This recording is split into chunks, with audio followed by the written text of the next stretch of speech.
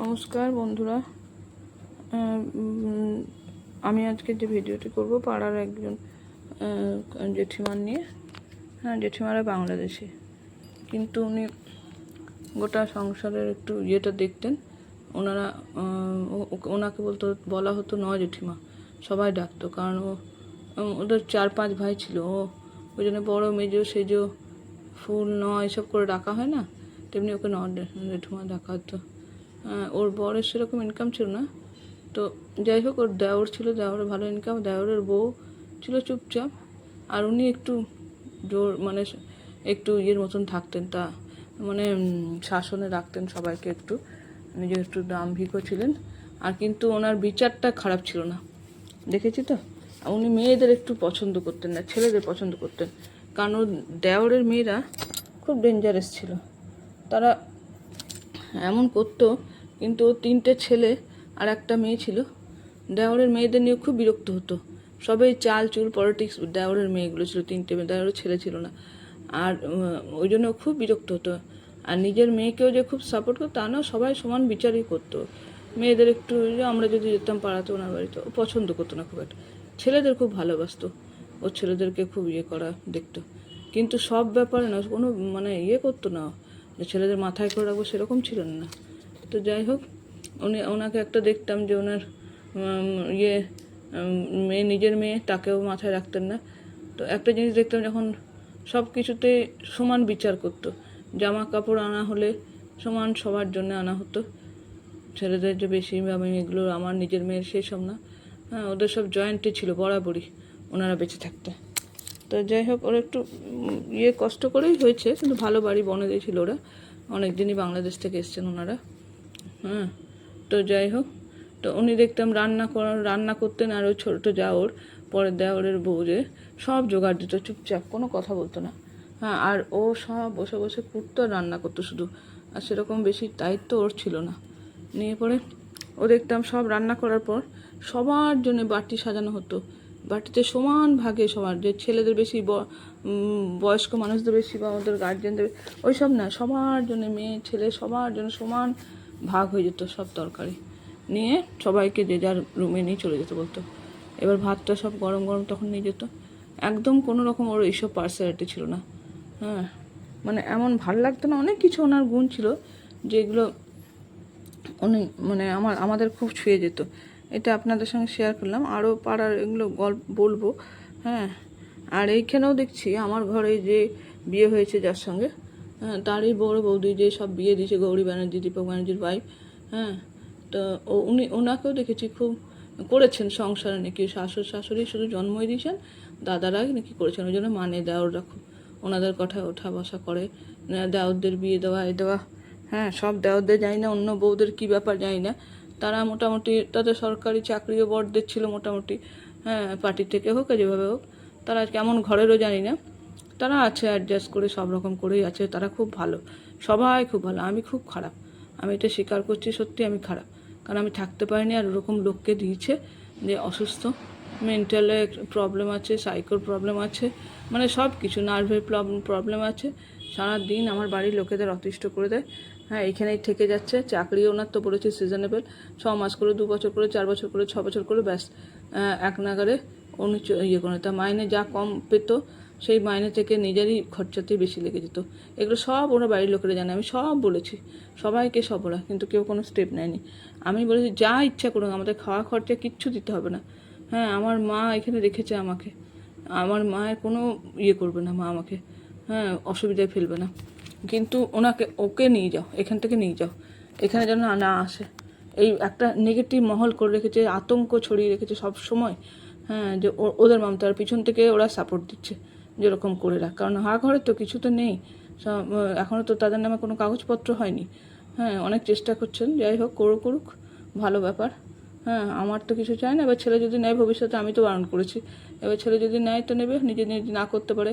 আমার মারা বিয়ের সময় দেখে এলো না, যে একটা ঘর দেখলে আমি এসে জিজ্ঞেস করলাম কোন রুম, বললো না দরকার কি, রান্নাঘরে যে আমাকে রুম দেওয়া হয়েছে, দরকার কি, ও ভালো কাজ করে, বাইরে নাকি ট্রান্সফারের চাকরি। আর সত্যি কথা বলছি, আমি এই ট্রান্সফারের লোভে, আমি একটু ঘুরতে ভালোবাসতাম, বাবা খুব ঘোরাতো, তো ট্রান্সফারের লোভেই কিন্তু ওকে বিয়ে করেছিলাম। ওকে দেখেও নি কেউ ভালো করে, হ্যাঁ, কিন্তু মা বুঝতে পারেনি যে এতটা ঠকবাজ হবে এরা, হ্যাঁ, এত ফ্রড হবে এরা। তো যাই হোক, এরকম ওকে বুঝতেও পারে, মানে আমি জানি না। হ্যাঁ, তো আমি ওই লোভেই বিয়ে করেছিলাম যে ঘুরবো, দেশের চারদিকে ঘুরবো। যাই হোক, আমার কপালে ছিল তাই। আপনাদের ছোট ছোট ভিডিও দিচ্ছি।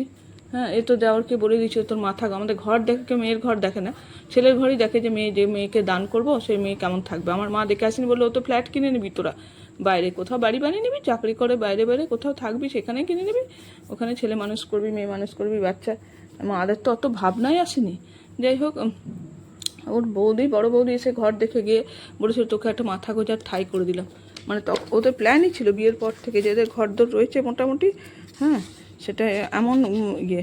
যাই হোক, ওই বড় বৌদি ওরকমই, আমার ছেলেকে একবার পাঠানো হয়েছিল, ছেলে কোথাও ঘোরাতে নিয়ে যেতে পারি না, আমার একটু অভাব বলে পয়সার। তো সেই জন্য আত্মীয় স্বজনের বাড়ি ওর বাবাকে বলি নিয়ে যাও। হ্যাঁ, আগে বলতো, এখন তো কিছুই বলি না, বলাই যায় না, আরও বেশি বরাবরই 2009 থেকেই ওর সঙ্গে 8-এ বিয়ে হয়েছে, 9 থেকে ওর সঙ্গে সেরকমই সম্পর্ক। তো বড় বৌদি দাদার বাড়িতে পাঠালাম বাঁকুড়ায়। তো ওইখানে গিয়ে পরে সঙ্গে সঙ্গে রাতে ঘুরে চলে এলো। আমি কি কাঁদলাম, আমার ওইটুকু ছেলে গেল আর ঘুরে চলে এলো, কী কষ্ট, সারাদিন টায়ার্ড। ওনারা থাকে, ওদের একটা নিয়ম আছে, বলে যাবি। সে নিজের ঘরে, পুরুলিয়া যদি নিজের ঘরেও যায়, আমার এই জিনিসটা পছন্দ লাগে না। যে আপনারা বলবেন হয়তো ঘরে তালা দিয়ে কেউ বাইরে গেল, কিচ্ছু না, ওদের বাড়ি যে কাজ করে সে খুব ভালো, তার বাড়িতে সব চাবি টাবি থাকে। নিজের ঘরে মানুষ যাবে, যদি রান্নাও না হয় তো হোটেলে খেয়ে নেবে, হ্যাঁ, মুড়ি খেয়ে কাটাবে একবেলা। তো তা বলে জানিয়ে যেতে হবে, এবার জানিয়ে গেলেই তারা বলবে না আসিস না এখন এখানে ওইখানে, এরকম সিস্টেম আমি দেখেছি। আমার অনেকবার এটা এক্সপিরিয়েন্স হয়েছে। বড়দারা বলেছে নাকি আমাকে জানিয়ে আসিস নি। হ্যাঁ, জানিয়ে আসিনি তো কী হয়েছে, হ্যাঁ, তো কোনো অসুবিধা আছে কি? এবার সঙ্গে সঙ্গে নাকি ওকে তেড়েছে, এমন বড় বৌদি। হ্যাঁ, যাই হোক, ওটাই বলি নিয়ে যাও এখানে। আমি বলেও এলাম যে আমি ওই জন্য আত্মীয় স্বজনের বাড়ি পাঠাই, যে কোথাও তো ঘোরা হয়নি, ও দেখুক নিজের লোকেদের কেমন, সেটাও আমি। কিন্তু কেউ মানে ওদের এরকমই ব্যাপার।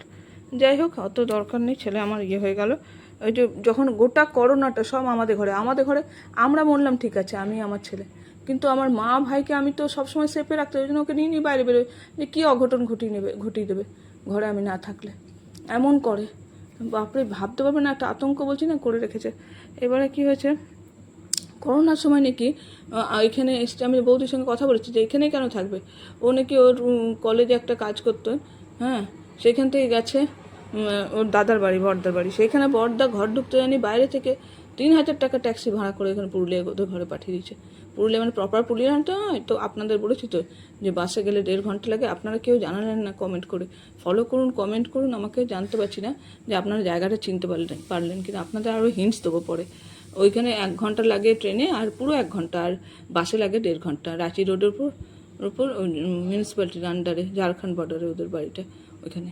যাই হোক, 3,000 টাকা দেবে, এই তো অবস্থা। কিন্তু আমাদের বাড়িতে করোনাগুলো কাটালো।